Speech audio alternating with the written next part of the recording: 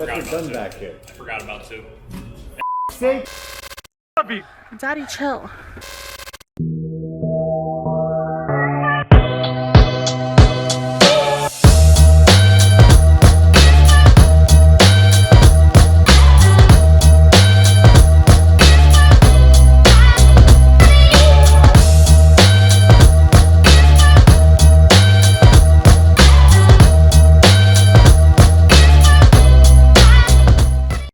Hey, what's going on, guys? Cody here, aka the Red-Headed Upfitter.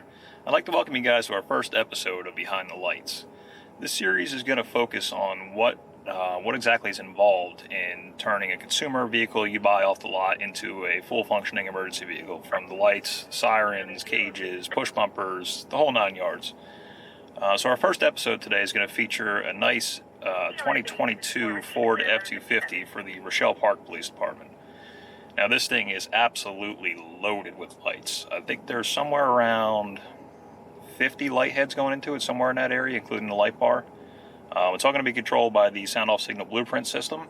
We have a few Weston off-road lights on there, a Satina push bumper, a Havas console.